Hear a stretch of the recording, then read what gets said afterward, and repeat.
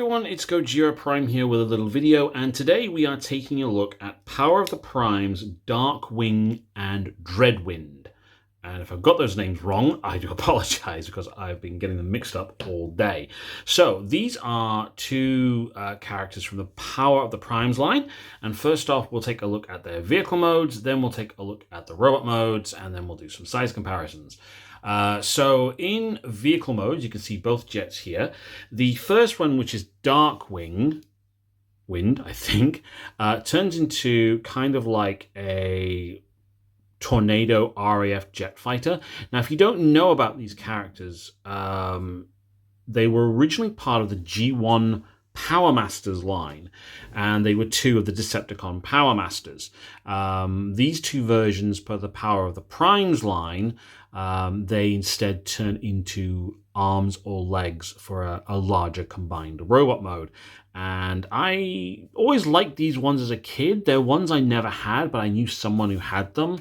And when they came around as part of this lineup, I decided I had to add them to the collection. So I've had them for quite a few years. Now, as I said, this one, Darkwing and Dreadwind, I think I'm right.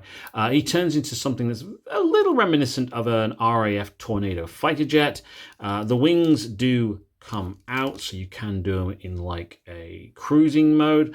Although I suppose you could also say it's also a bit like an F-14 Tomcat in some ways as well. But for me, the original mode was a RAF Tornado jet fighter, so for me this is an RAF Tornado fighter. All in all, I like the colors, the purples, the grays, the blues, they all go very nicely together. As with a lot of early Combiner toys from the whole Combiner Wars lineup, you do see just a folded up robot on the bottom, but it's not too bad, so it is forgivable. And yeah, I really quite like the jet mode as well. That's on that one. On Dreadwind, this is Dreadwing, this is Dreadwind, I think. Again, I'm probably getting them completely mixed up. Turns into something reminiscent of an F-16 fighter. Again, I have noted problems with the fighter design, like the color scheme. Looks very, very nice. Again, suffers from the problem of robot underneath. But all in all, a very nice jet mode. You've got the two thruster engines here. Yeah, so I have no real complaints about the two jet modes as they stand. Now, you can also combine these two jet modes like you could with the original model to make Dreadwing, which is their combined mode. So I'm just going to pause the video for a moment and get them both combined up.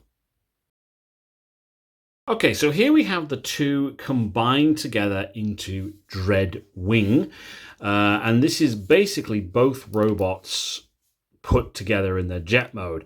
And if I'm honest, it's as flimsy as hell in this mode. It is literally only held together by one tab, and that is it. And it's basically, that's it. Just the two jet modes. You fold up the nose cone section for this guy, fold back the wings for this guy, and that's it. So not a lot of thought was actually put into this particular mode, especially in regard to connecting the two together. Now, this was an original feature of the original toy back in the 1980s, and the videos I've seen of that do show it fitting together a lot better than what this does here. So it is a little bit disappointing. I do hope that at some point in time that if they are revisiting the Power Masters lineup at the moment, and it seems that Hasbro are edging towards it, that we do get upgraded versions of these guys, and this mode is a lot better. But that's the combined mode for the jets. Not exactly impressive. And like I said, it is a little bit flimsy because if I just pull them together, it's literally held together by placing this tab right here into this hole right here. So it's not exactly the best combination in the world. But anyway, I'll pause the video, we'll get them transformed, and we'll take a look at the robot modes. Okay, so here we have Dreadwing and Darkwing in their robot modes. Now, I just want to point out, these figures do come with a couple of weapons accessories. Unfortunately, I can't find them at the time of this video, so I can't show you what they look like. But as with other Power Master, Power of the Primes combiners, Combiner Wars figures, sorry. They do come with these odd little hand accessories, which you can put one of the Prime Masters in when these form either feet or hands. So, you know, it's the hand mode. And then you've got the foot mode for these things. So they do come with those. And you're meant to be able to use these as well as armor attachments for the figure. But quite frankly, I think they look really, really daft. So in regard to Dreadwing and then Darkwind. So first off, with this one, robot-wise, I actually do quite like the look of the robot mode. It is very reminiscent of the original G1 mode, but obviously with a lot more articulation. The head sculpt, I think, is very, very nice. And it is on a ball joint, so it will do a full 360. You can look way far too back, and you can't look forward in any way, shape, or form. The arms are on a ball joint as well, so they will go up that far. The wings do kind of block the arm motion a bit, but that's not really a problem. You do have some movement at the elbow as well, and the hands are a completely solid lump of painted plastic, but they are nicely molded as fists, which is very nice. The legs will go all the way forward, will go a bit all the way back, sorry, and you do have some movement at the knee, which is very good, so you can get him into some really good poses if you want to. His counterpart, again, very reminiscent of his original G1 version. And again, I do like the face sculpt and the robot mode in general. And, you know, with this one, because he's not got the wings on the back here, his arms will do a full 360. His head is on a ball joint, so will turn. It's not as movable up and down as the other one. The legs will go all the way forward, all the way back, and you do have some knee joints as well. Now, just bear in mind, sorry, these figures themselves, they are remolds and repaints of the Combiner Wars aerial bots. So they are basically on, you know, they're more or less the same figures, just molded slightly differently. I'm not going to go through the hands and leg modes for these guys. I don't see the point. But yeah, I mean, overall, I think these are two very nice looking robot modes. And if you are a fan of those later Prime Masters, sorry, then these are really the only two mainline figures available of these characters at this particular moment in time. Now, for just a quick few size comparisons, I'll just move my camera up a little bit there. So first off, here he is with a later, or here they are with a later deluxe size figure, Tiger Trax. So they're a little bit bigger than Tiger Trax.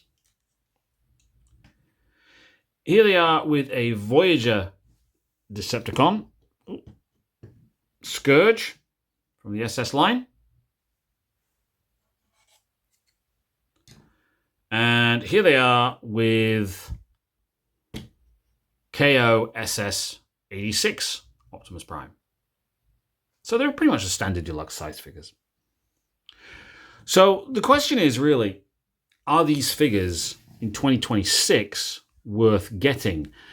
And I would say unless you are really desperate for a set of Decepticon Power Masters who aren't Power Masters, then the answer is really not really no.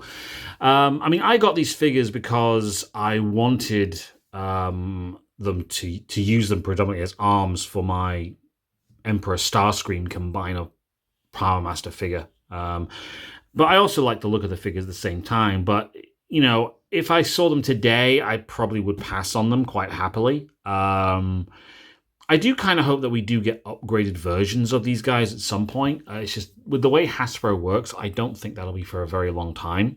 They're not exactly popular characters, unless you are really into your Power Masters.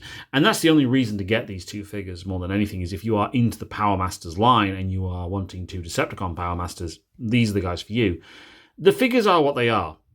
From the Power Master Combiner Wars era. They're good deluxe class figures. They just have some limitations. There is a fair bit of kibble there because these figures are trying to be three things at once. They're trying to be a robot. They're trying to be a jet. They're trying to be limbs for a larger robot. So compromises are made.